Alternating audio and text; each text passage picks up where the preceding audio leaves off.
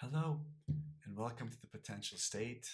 My name is Dr. Assael Romanelli, and today I'm going to talk to you about the Pursuer-Distancer dance. The dance or the dynamic in many professional and personal relationships where one of the partner keeps chasing, keeps wanting more than the other, whether it's touch, intimacy, sex, connection, quality time, and the other is distancing himself. And the more the pursuer pursues, the more the distancer avoids and retreats. And this is based and inspired by Susan Johnson's book and theory, EFT, Emotionally Focused Couples Therapy. It's a wonderful book, and I'm going to give my interpretation or the way I work with this concept. So imagine a relationship or a dynamic, whether it's professional or personal, where one partner wants more than the other.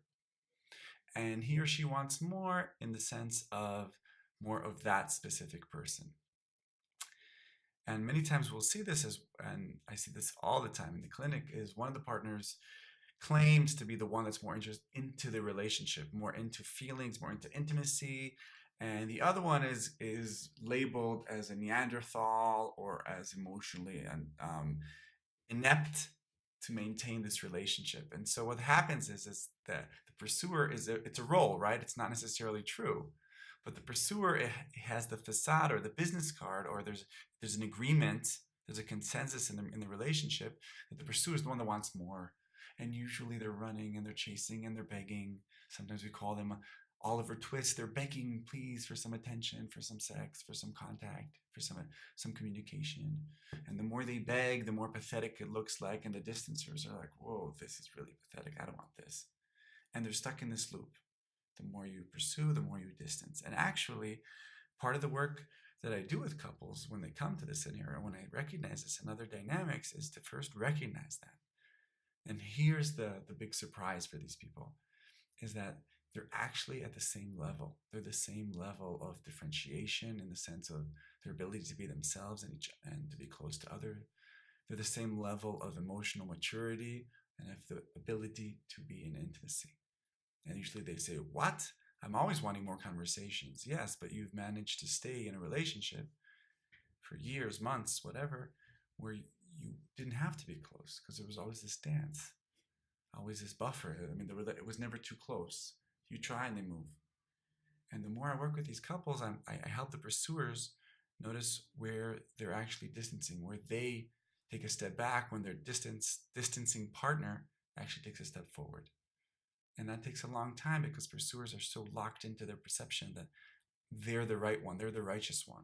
They're the martyr that wants more and more and more, and they're just not appreciated. And I just wish that my partner would say one kind word. I wish you would hold my hand. I wish you would take me out.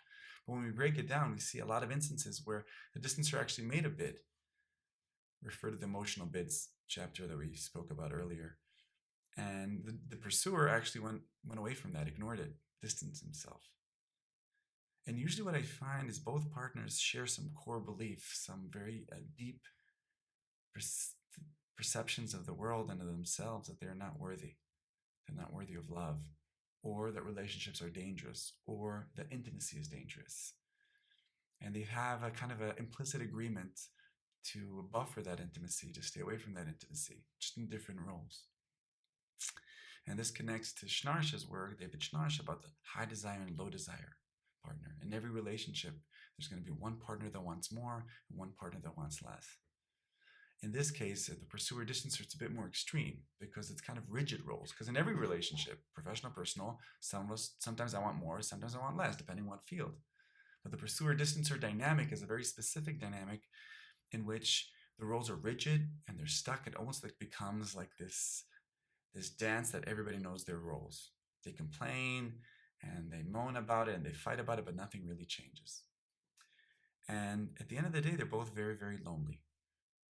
So a lot of times these couples will ask me, well, why are we in this dance? How did this happen? I mean, they usually blame their partner, right? The pursuers will say, well, I married a Neanderthal who doesn't love me, who doesn't have any feelings, right? It's his fault. That's why. And I hate being a pursuer. The distancer will say, why? God, she's so pathetic. Or he's so pathetic. Why is he chasing me? Doesn't he understand that it's turning me off? So a lot of times what I'll do is I'll do secondary gains and secondary losses of each one of these roles. And I want to share with you just a few answers that I've had from the past few weeks.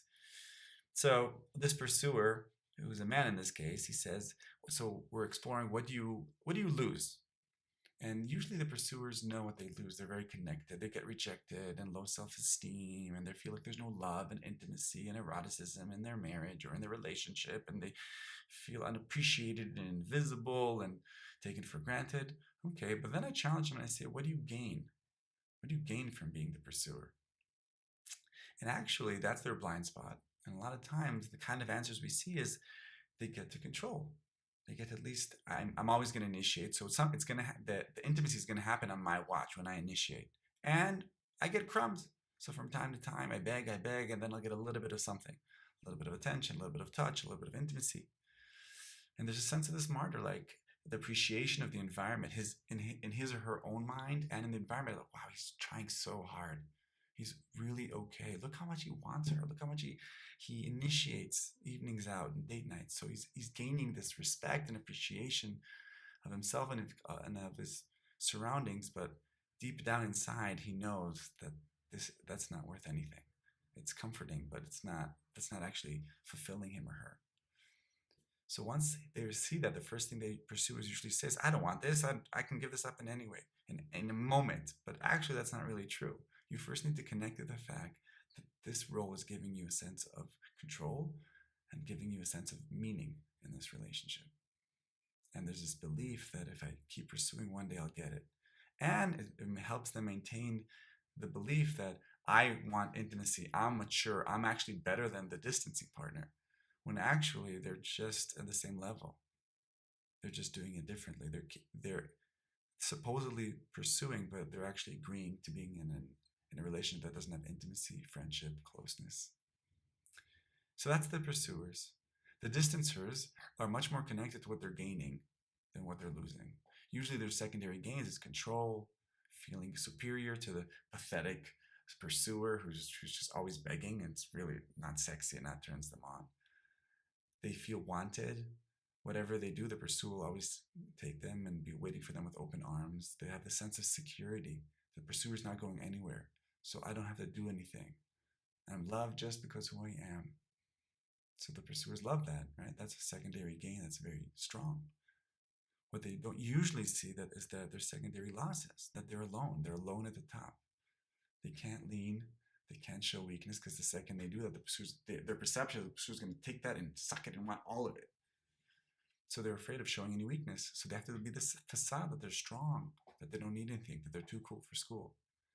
The price they pay over time is that the family, the kids, the surroundings slowly see them as not relevant.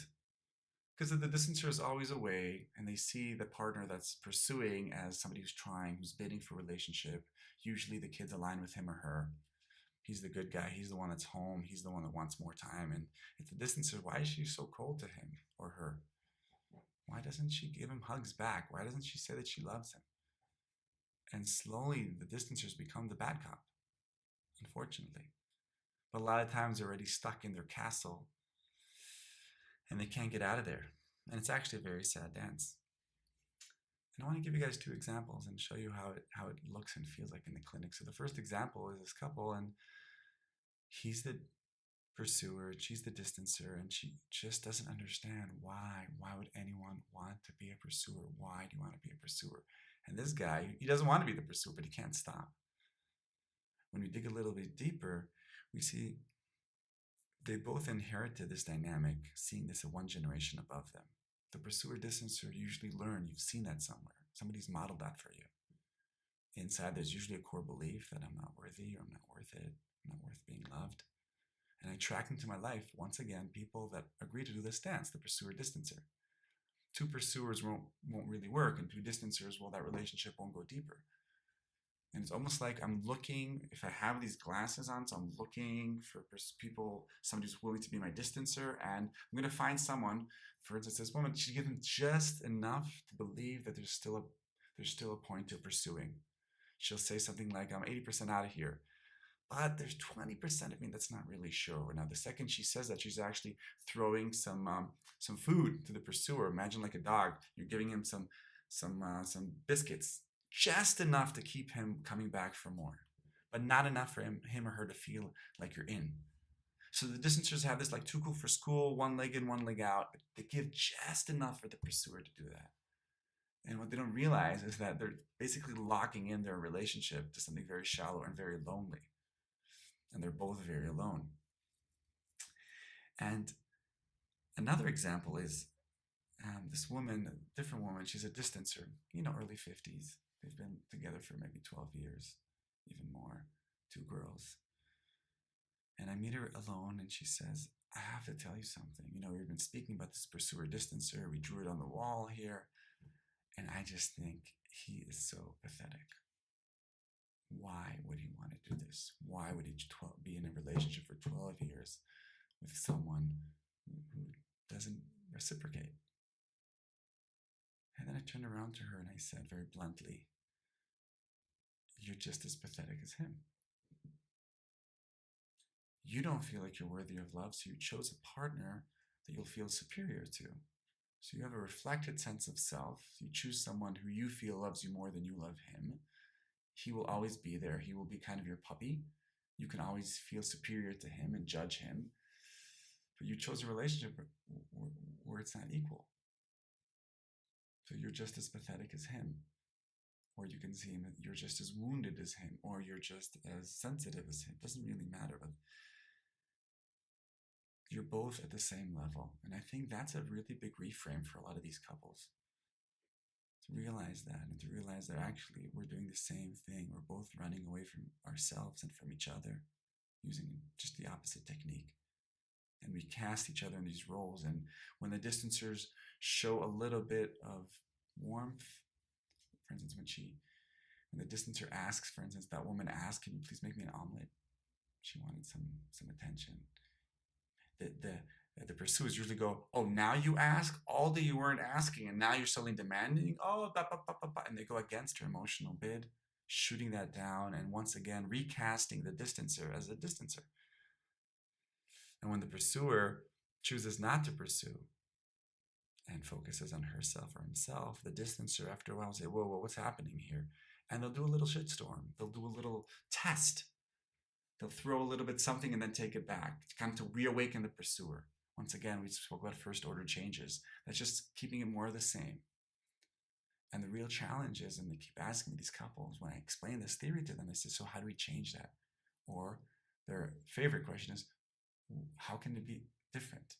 They can't even imagine a scenario where they will both at times want the same thing, when they will both respect each other's distances. They can't even imagine that. And that is one journey that they have to go by themselves, because their next evolution is their dance is going to be decided by them. So now I want to give a few examples, a few tips of how can you identify, prevent, and hopefully kind of liberate yourself from the pursuer-distancer dance. Whether you notice you are the pursuer or whether you notice you are the distancer.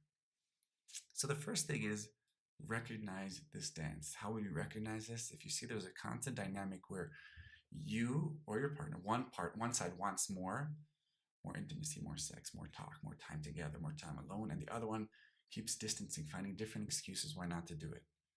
And this will be over time. It's not a specific evening or event. It's like a dance over time.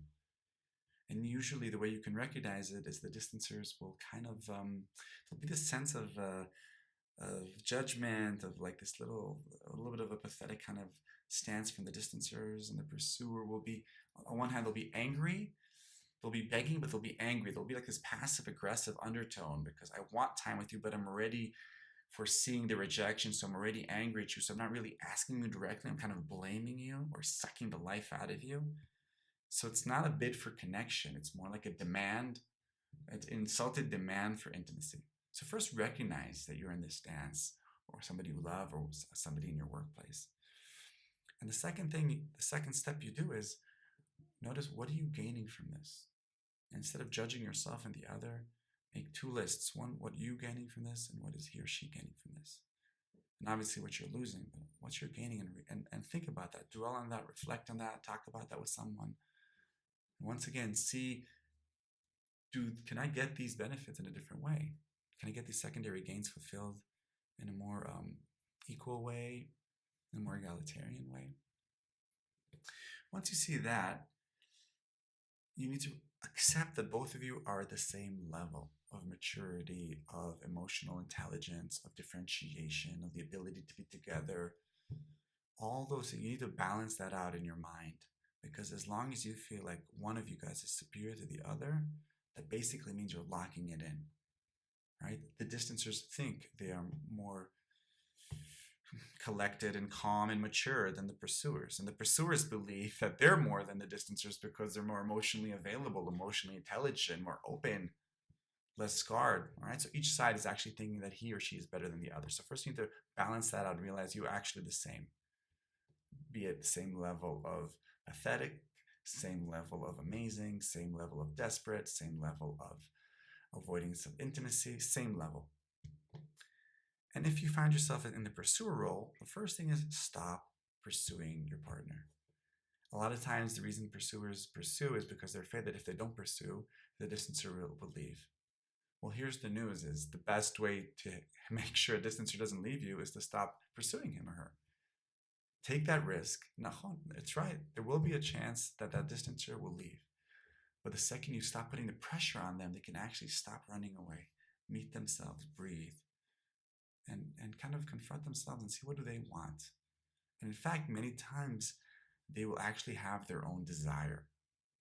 They'll actually connect it to their own desire and they will initiate. Because up until now, they've just been busy pushing you away, pushing the pursuer off them, shaking them off. Just give me space, give me space, give me space. The second you give them space, and not as a guilt trip or being offended, but saying, I'm going to do this, take your time. The distancer can breathe, can stop doing this movement, pushing away, and can start getting in touch with themselves. And realize with all the anxiety that it provokes that perhaps the distancer will leave, but let the distancer choose if they want to be with you, if they want to reciprocate. Not because you ask or demand or guilt trip them, but because that's what they choose. And if you find yourself as the distancer, first of all, dare to share that you feel lonely, not in a facetious way. Don't blame them. Admit that to yourself. Find a way to express that. And then slowly try to lean. Try to share an intimate feeling, thought. Try to ask for some comfort. Try to mix it up by asking gently, stepping out of your role. Now expect the pursuer to either guilt trip you or suck the life out of you because they want that. Like for instance, you'll say something nice and the pursuer will say something like, well, where was this for 20 years? I've been waiting. Okay? They're trying to kind of piss you off back into the distance. They're trying to recast you the distance. So you can stand solid there and I say, no, that's what I'm feeling right now. Don't fall for the pyrotechnics of the pursuer or the distancer. Stay solid. And I guess once you see that, once you both have that language, or once you recognize that, it's time to hold on to the meaningful endurance that David Schnarch talks about. The belief that working through this will actually going to help us grow. That by stepping out of the cage, the golden cage of the distancer, I can actually learn to be closer. I can find strength and meaning and connection and belonging to my family. By stepping away, by getting up from my knees from the begging position of the pursuer, I can find a newfound respect for myself. I can find my own goals, my own needs. I can stop blaming my partner for not being intimate or for not allowing me to grow because he or she doesn't love me enough. I can finally hold on to myself. And if I believe that changing the stance can help us grow, then what's going to happen is we're going to slowly have second order changes. We're going to have big ruptures in our relationships. Things are going to get very confusing for a while all over the system. But slowly, slowly, a new dance will be born. A more fluid, a more egalitarian, a more intimate relationship where people choose to lean on each other not because they have to or they're coerced to, but because they choose. And where people can ask for that space and that distance without being offended, without having to jab. And God willing, this growth will help many other relationships and families step out of the pursuer distancer to help raise another generation of people that feel like they're worthy and they're worthy of being loved, that they're being able to build stable relationships, homes, families, communities, workplaces. And hopefully that is going to make the world a better place. My name is Dr. Assael Romanelli, and this was The Potential State. I'll see you next time.